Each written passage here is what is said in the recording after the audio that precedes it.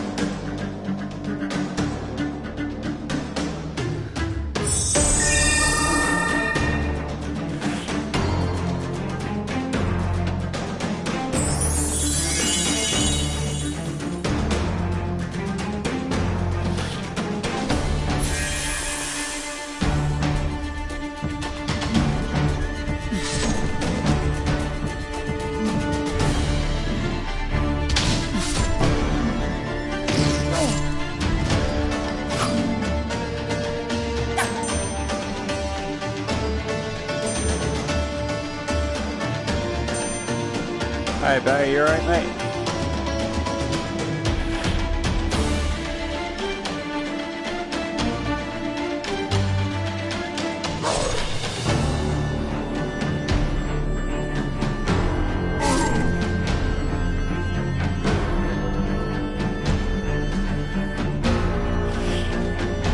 Good, good.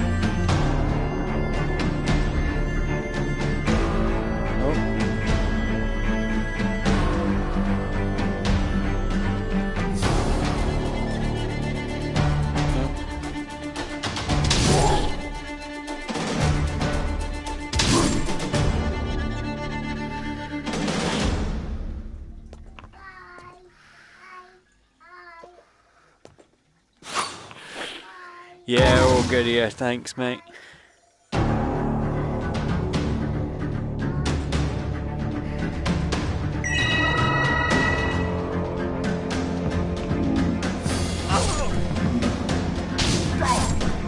Been doing much gaming today?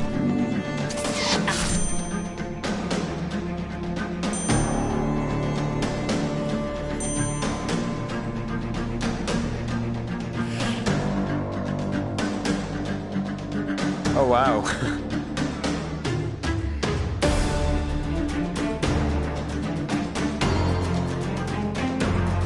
Missing it? Oh, no.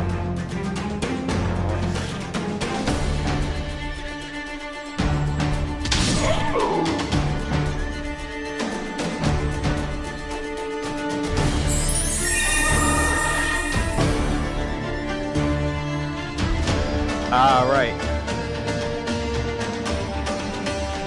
I won't mind getting newer external.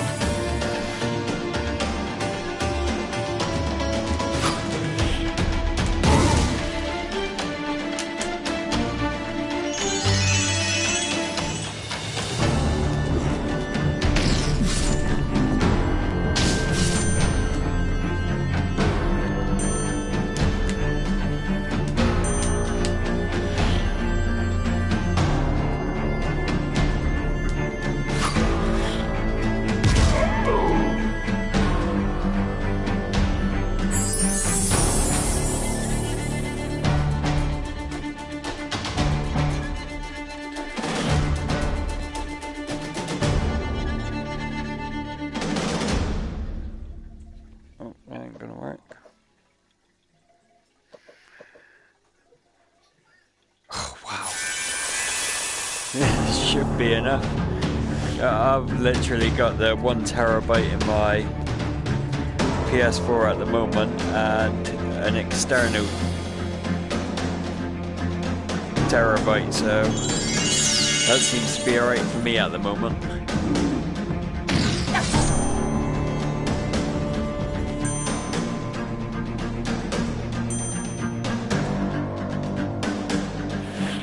Oh, sugar. Where you go?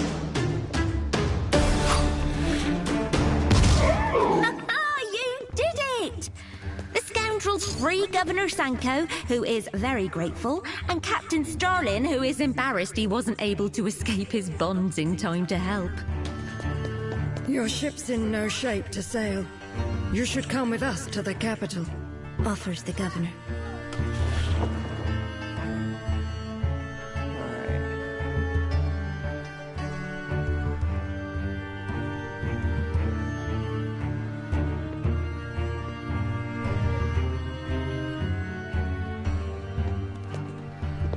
What do I do now?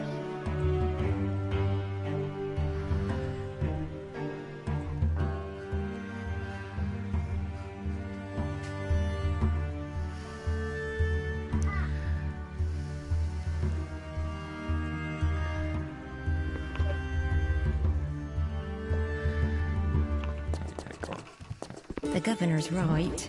Your storm-battered vessel is headed to the bottom of the ocean. It seems the scoundrels have no choice but to bring their precious treasure aboard the Sunfish. Excellent, says the Governor. Take the cabin next to mine.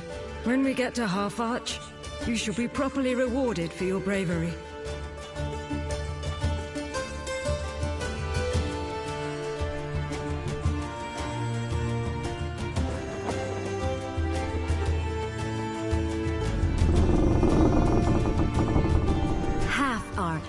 Capital and largest city of the Crown Islands.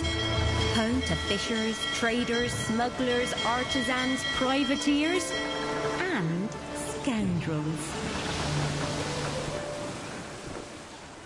Come with me, Insists Solomon Sanko. The Governor is determined to make good on his promise. Later that day, after a feast in his estate, the Governor surprises the scoundrels with something they never thought they'd experience.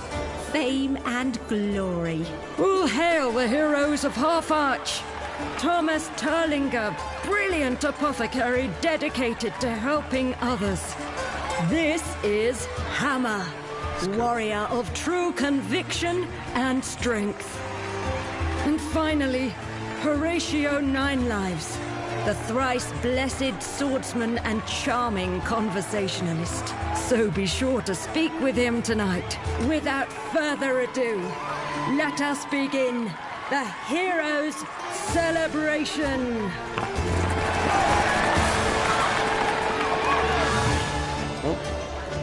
Still haven't.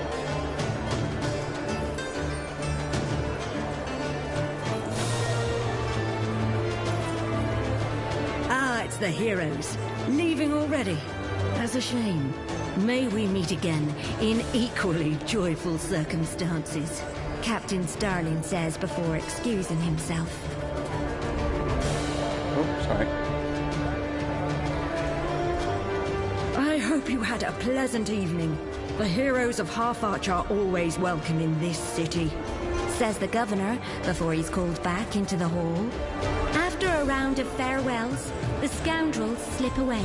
Though they've lost one of their number, they've gained a second chance. They agree to split the treasure equally and go their separate ways.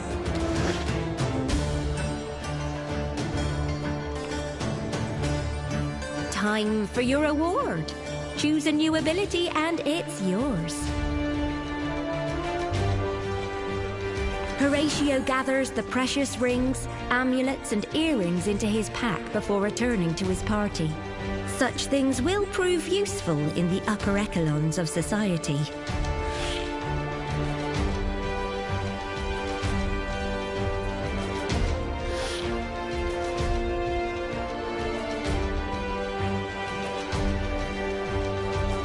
Thomas appraises the treasure with a keen eye, weighing his options before scooping several stacks of coins into pouches and leaving Half Arch.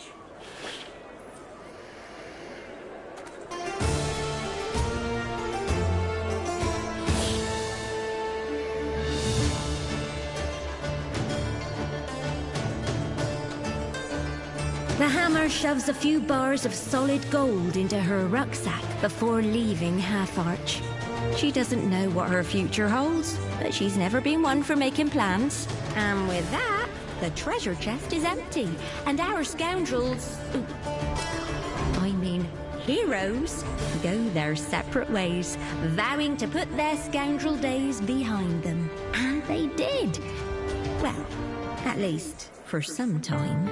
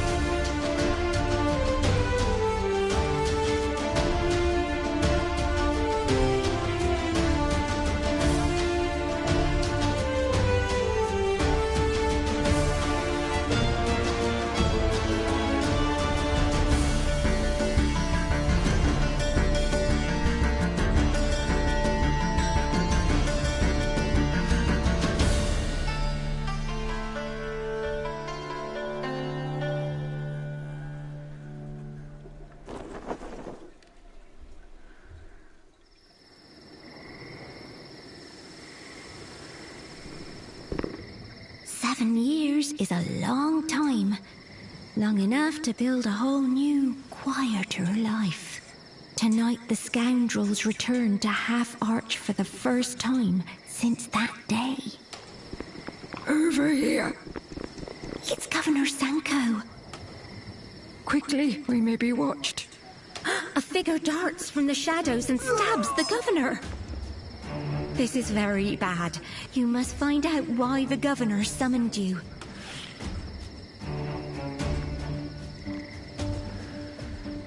The governor is barely conscious and gravely wounded.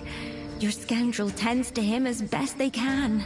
A city watch patrol. This is not good timing. More city watch. They must have heard something while on guard duty on the West Dock. That's not good either. And then there's the governor's mysterious assailant. They're getting away. 3 problems. And only 2 of you left. Make a choice, quick! Your scoundrel will have to be fast to chase down the assassin before they get away.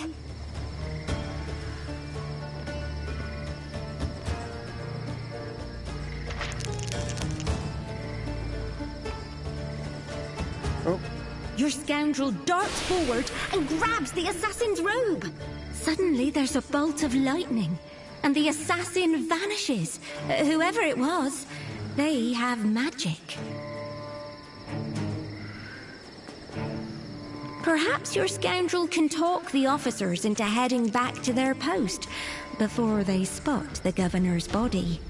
Your scoundrel acts drunk and begins a long, boring story about tripping over crates. The guards make excuses and leave quickly. Your scoundrel watches them go, noticing they are guarding a ship on the West Docks. The governor coughs awake. I thought if you were going to kill me, Hammer, you'd do it with your own hands. Oh yes, I know about your past. About all of you. And soon everyone else will too. And he takes his last ragged breaths. A quick search of the governor turns up a map of the islands with several locations marked, each one horribly familiar to one of the scoundrels. No time to wonder what the governor's words or map mean. The City Watch have seen the scoundrels with his dead body. You'll have to fight them off.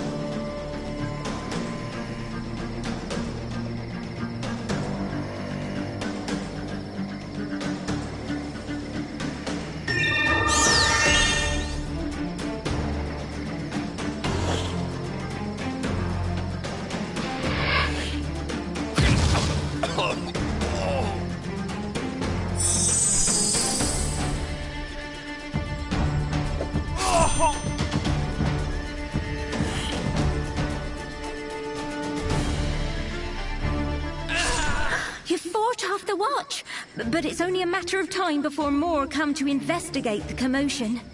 You need to get out of Half Arch, and that means you need a ship. At the east docks is the governor's ship, the Sunfish. He doesn't need it anymore, but there are plenty across the Crown who'll recognize it, for good or ill. The scoundrels don't recognize the ship at the west docks. The guard probably means captured pirate or smuggler. Maybe good for laying low, but who knows who owns it. Whichever one you're going to take, now's the time to choose.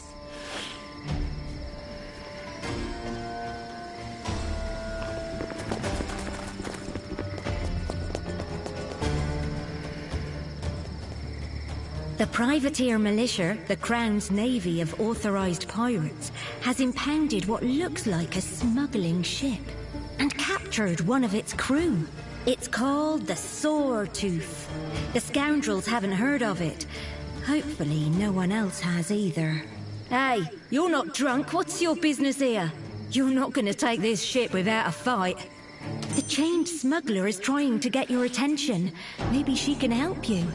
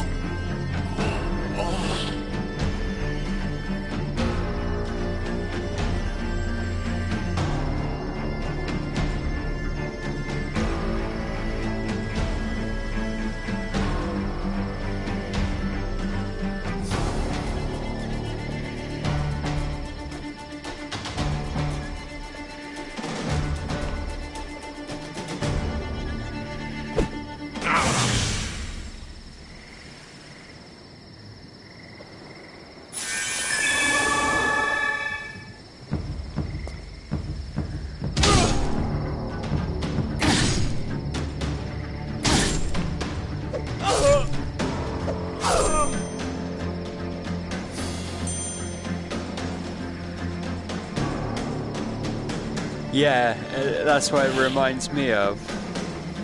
Hey, you want this ship? So do I. Let me free and I'll sail it for you. She seems genuine, and you could pick that lock. Your scoundrel begins picking the padlock. It's tricky, but they're sure they can do it.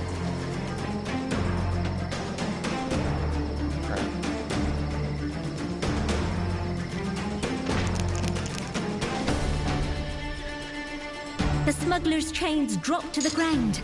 Thanks, friend. I'm Anguilla. But let's save the introductions for after I get my ship back, eh?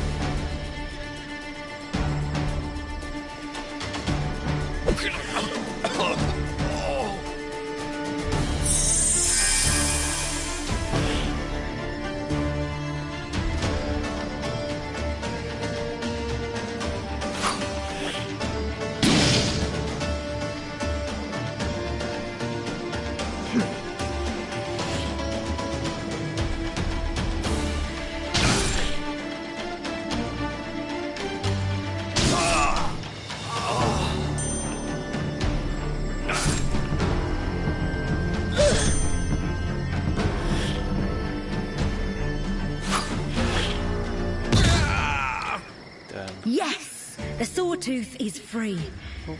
Now, what do you want with my ship? The scoundrels explain they've been framed for a murder they didn't commit. See you later, and they mate. need a ship to escape and catch the real killers. On the run, trying to prove your innocence. Never heard that one before and believed Yeah, it. But, see you later. alright, you've got yourselves a first mate. Bye. Now, say the word and See you we'll later. set sail. Oh, it's on it. Finally, let's get my Sawtooth underway. Now, let's be clear. When this is all over, I'll be wanting my ship back.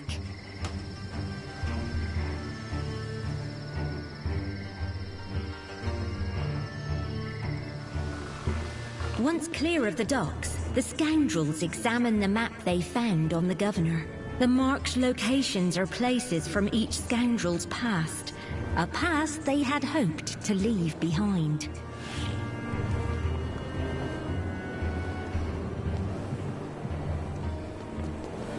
Oh. Oh, get it.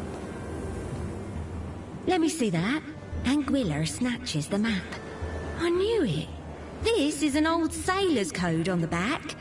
I can figure out what it says, given a day or two. As you sail the Crown Islands, your choices won't just affect you. The consequences of your actions will be reported in the Crown Herald. The scoundrels have been set up, and killing those guards won't have helped their case. You're gonna have to find out who framed you to clear your name. Who was the masked assassin? And who knew the scoundrel's secrets and told the Governor? That's good. Your scoundrels will need all the help they can get. Go on, pick an upgrade.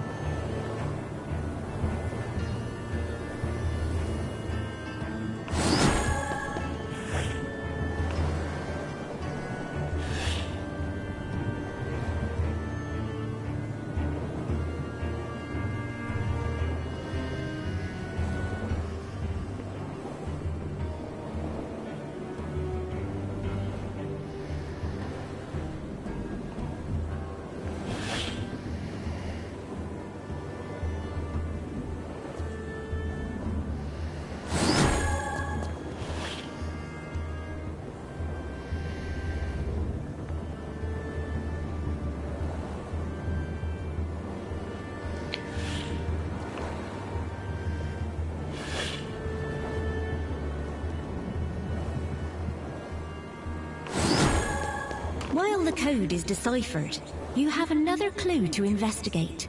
The Governor's map. Revisiting those places will be hard for the scoundrels, but it's your only lead. The Smuggler's Cove is run by one man, Patrick Quick.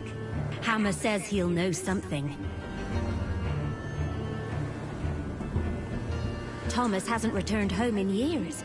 His manservant Wandsworth may know something.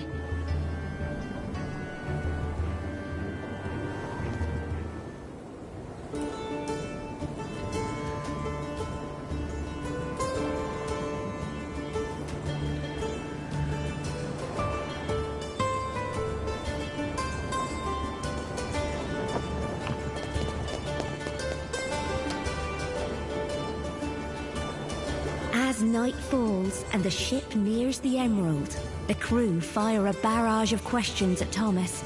He holds up his hands for silence. He'll address each of them in his own time.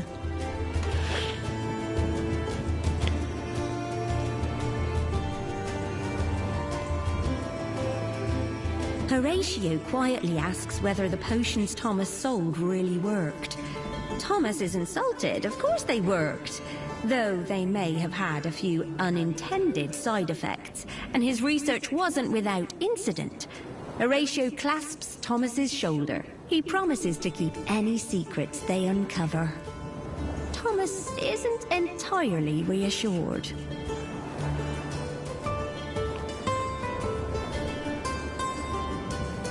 The Hammer wants to know if Thomas made any weapons here on the Emerald. He deflects by saying that there's nothing in this inventory that she would want. She gives him a cold look that says she knows how to break weapons she wouldn't use.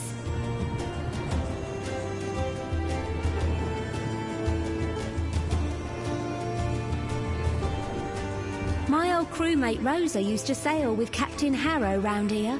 Rosa Devil Hand, we called her, because her right hand was all weird. Story was that she got bitten off by a giant bug on the Emerald, and then someone helped her grow it back. Thomas asks about how Rosa's hand is now. Dead, like the rest of her, I hope. As the Emerald draws near, Thomas waves aside any further questions. He has more preparations to make before revisiting his one-time home.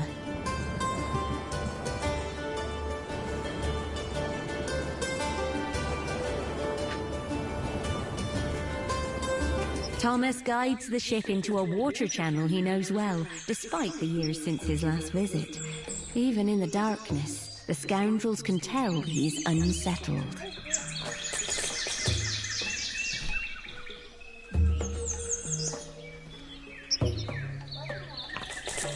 Emerald Post, an out-of-place grand mansion built to resemble Thomas's family home. He is concerned the torches outside are dark.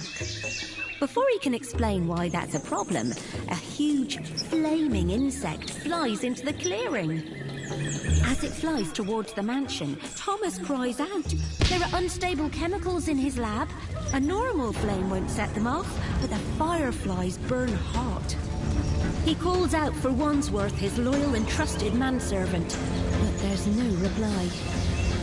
Thomas explains his alchemical torches keep the insects away when they're lit. Normally, Wandsworth makes sure they're always burning. If you're going to find out what's happened, the scoundrels must light the torches and stop the flaming fireflies from entering the mansion.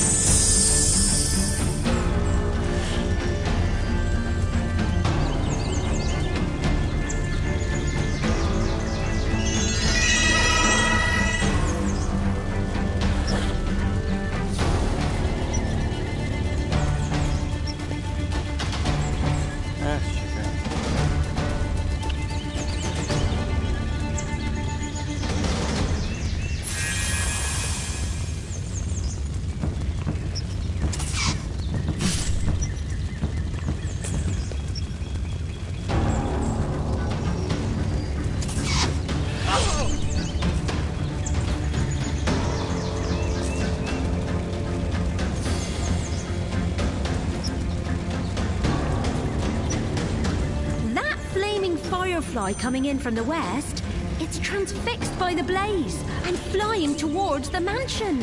If it gets in there, the mansion will explode.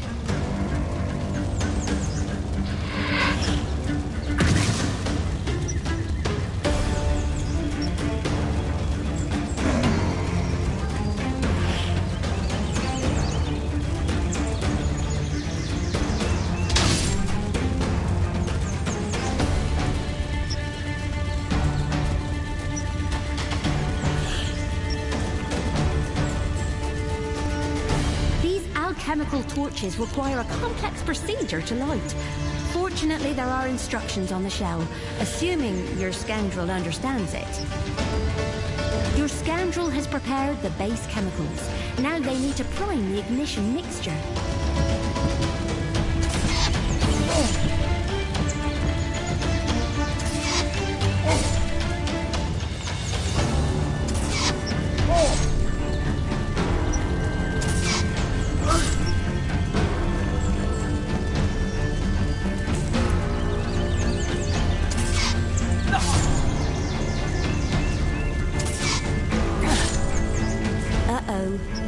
Buzzing in from the east is a flaming firefly with eyes only for the mansion. If you don't stop it, the mansion will explode in a blaze.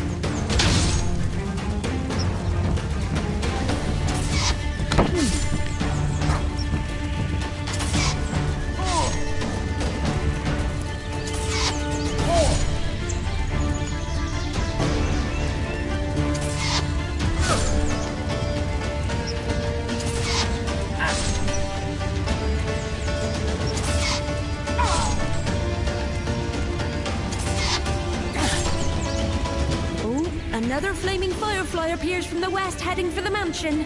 You better stop it.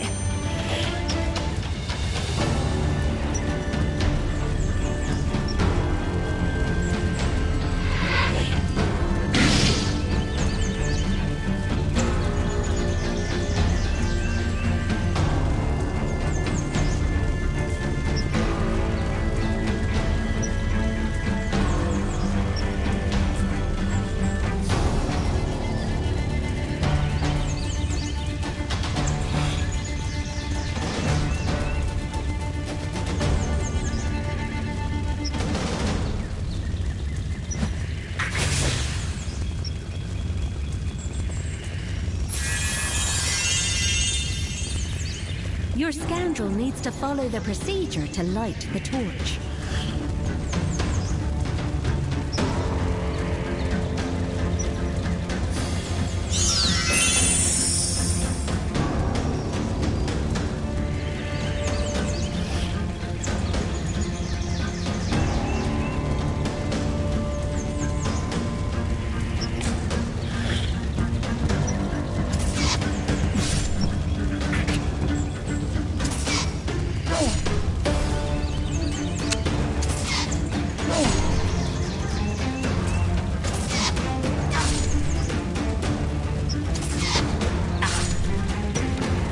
Another flaming firefly appears from the east, heading for the mansion. Stop it!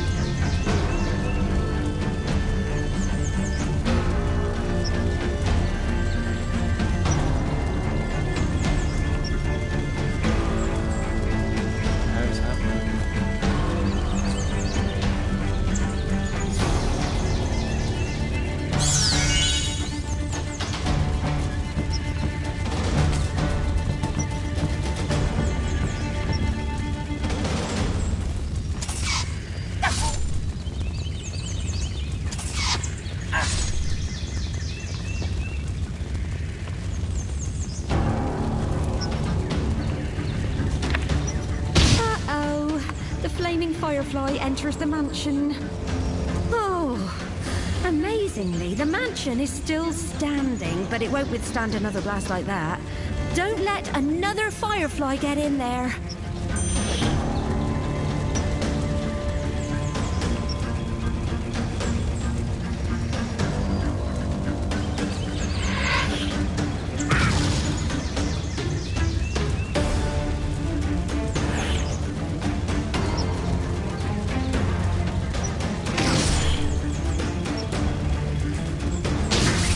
Insects emerge from the swamp to the west.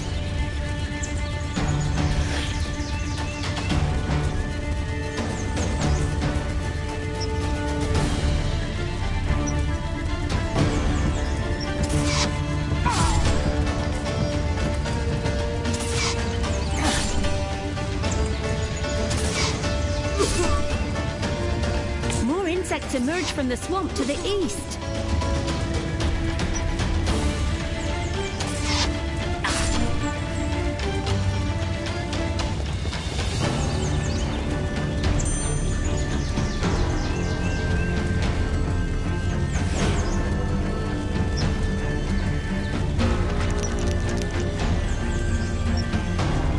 Is primed. Now to carefully add them to the base chemicals.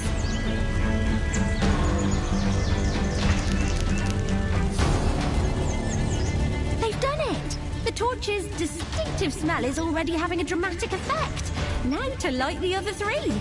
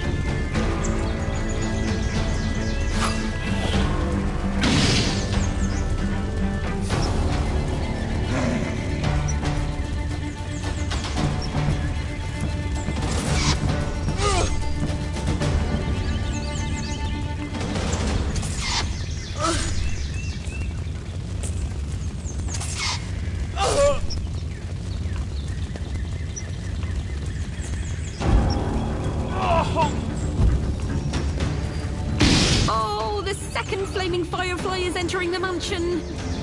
Well, so much for the Emerald Post.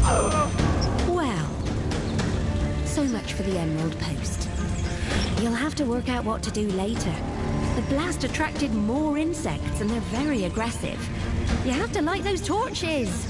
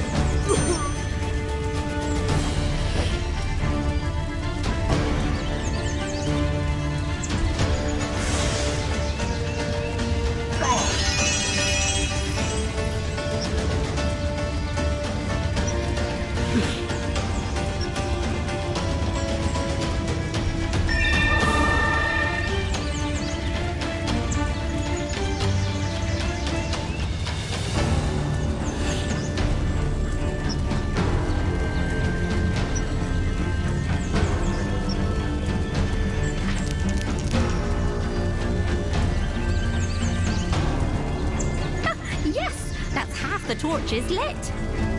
These insects seem to have noticed what the scoundrels are up to, and they don't seem pleased.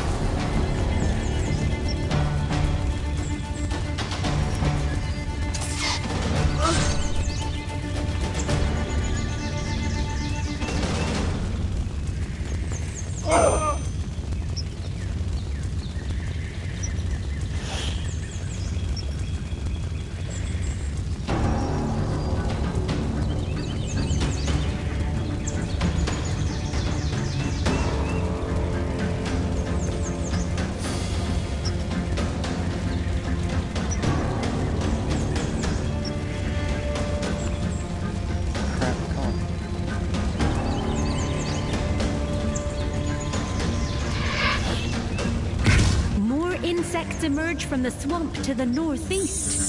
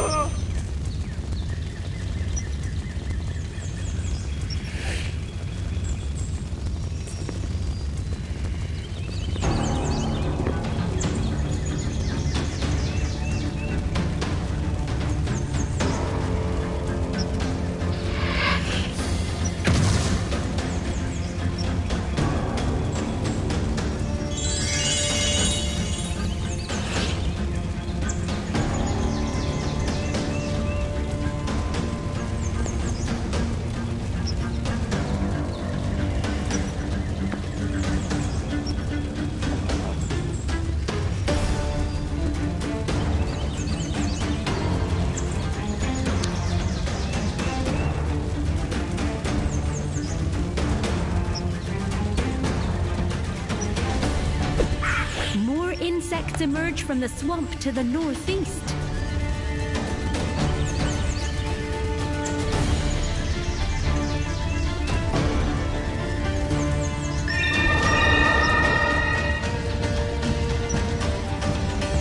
More of the insects angrily emerge away from the torches.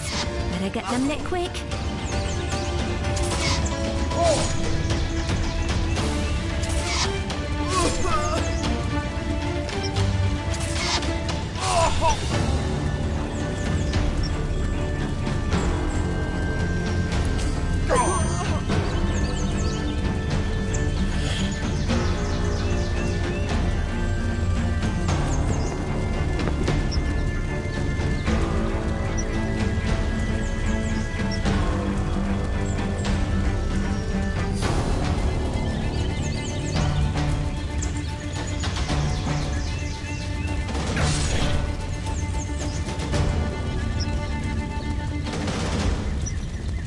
More insects emerge from the swamp to the northeast.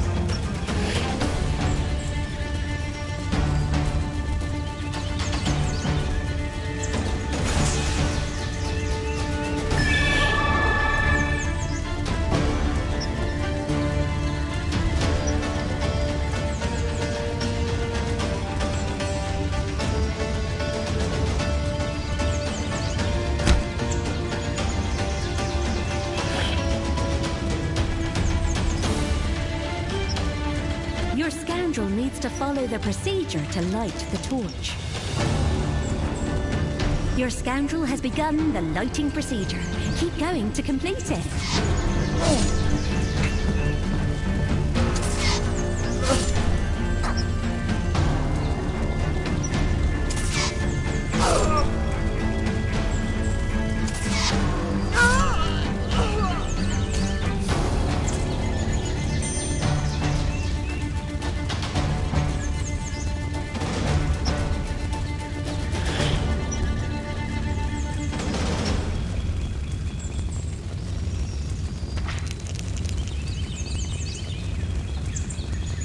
The torch is nearly ready. Keep going.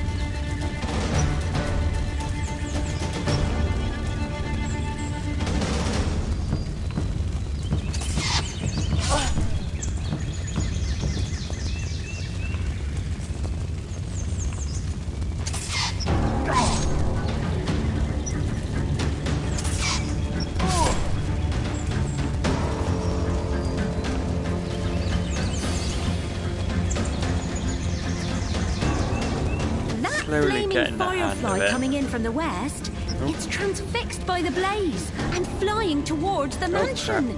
If it gets in there, the mansion will explode. These alchemical torches require a complex procedure to light. Fortunately, there are instructions on the shell, assuming your scoundrel understands it. Your scoundrel has prepared the base chemicals. Now they need to prime the ignition mixture. Your scoundrel needs to follow the procedure to light the torch. The mixture is primed. Now to carefully add them to the base chemicals. Your scoundrel needs to follow the procedure to light the torch. They've done it! The torch's distinctive smell is already having a dramatic effect. Now to light the other three.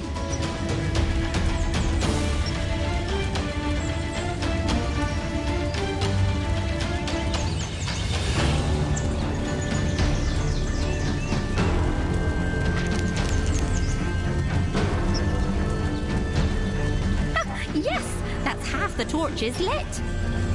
These insects seem to have noticed what the scoundrels are up to, and they don't seem pleased.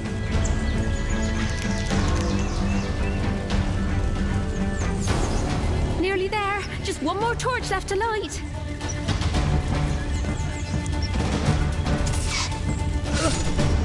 Yeah, it's just I'm thick when it comes to stuff like this at the moment. Slowly getting it towards the end of that last part. Alright, come on.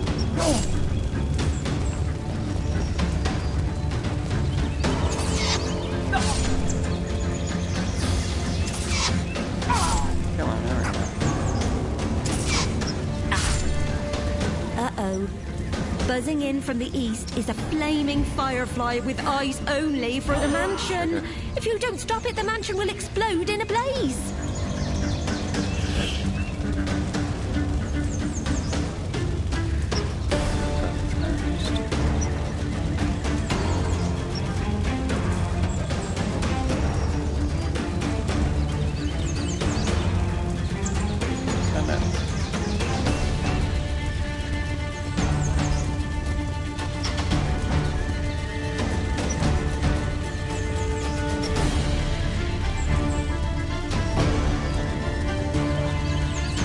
Rest.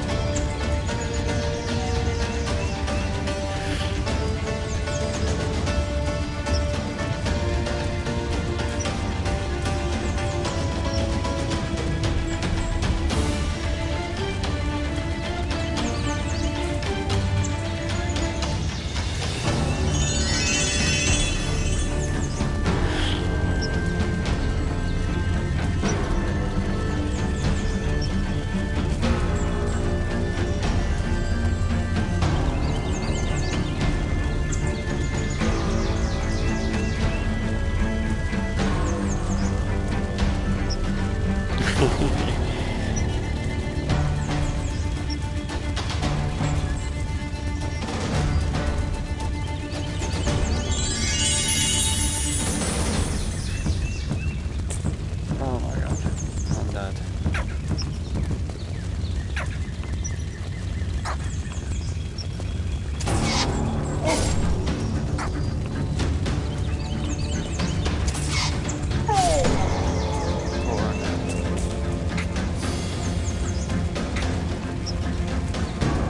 Oh, another flaming firefly appears from the west, heading for the mansion. You better stop it.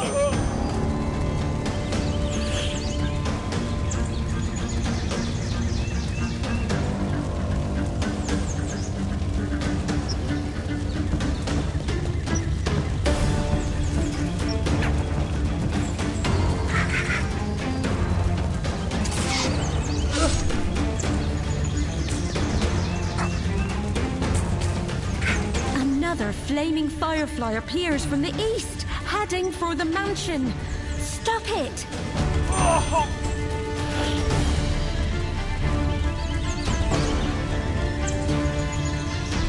Your scoundrel needs to follow the procedure to light the torch. Your scoundrel has begun the lighting procedure. Keep going to complete it.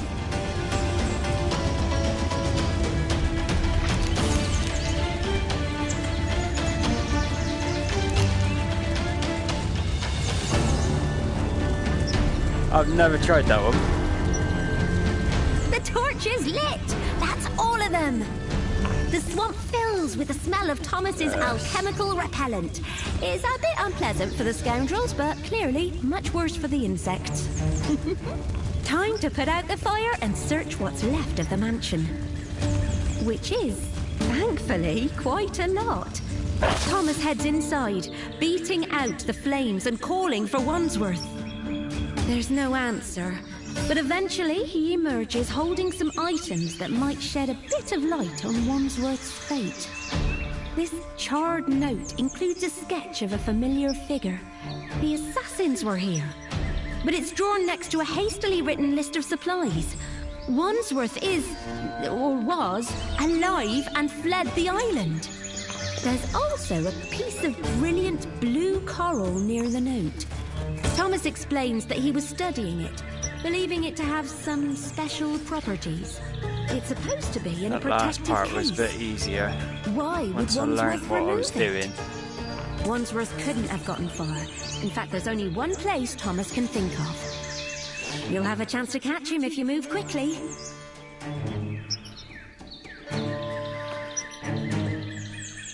Fort Rasp, an old military outpost now home to the pirate Sebastian Harrow, one of Thomas's best I love customers this back environments in that the day. you got on Wandsworth here. would have It's sought protection really if good. anything happened here. Really well done.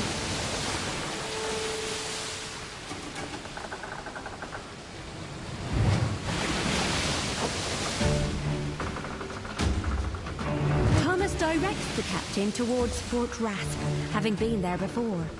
But last time was more than 7 years ago, and in the company of pirates who made the abandoned naval outpost their home. It's too quiet. Even pirates sleeping between raids have lookouts, and we've seen no one. I'll keep the ship ready for a quick getaway. Watch your backs, you three. Don't know, mate. It seems your captain's instincts were right. The only pirates here are dead. Thomas examines a body, but there's no obvious cause of death. All he can say for certain is it happened recently. Ahoy! That shout came from the tower at the far end. As the scoundrels approach, Thomas recognizes the figure. It's Sebastian Harrow himself, though he's looking a bit worse for wear. Who goes there? State your business.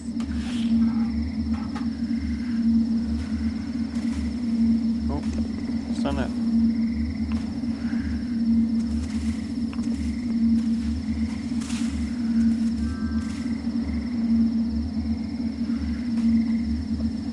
Harrow seems pretty shaken. It's best if Thomas... Thomas Jerlinga, is it ye? Ye old sorebones? You're here for one's worth, aren't you? Hold on. I'm coming down. Just as Harrow reaches the bottom of the tower... Blast! We have to get to your ship. I'll tell you all about your man once we're safely away. Come on, you gallows monkeys. Before the group can get too far, the ground shakes, and the dead pirates rise. We're gonna be fighting our way out. Harrow is right. The only way out is through those things. Pick your path wisely. Right. This is me ending it. I'll try and get some more gameplay of this one tomorrow. If not, it'll definitely be some Quiver gameplay going up. Right. Speak to you later. Bye.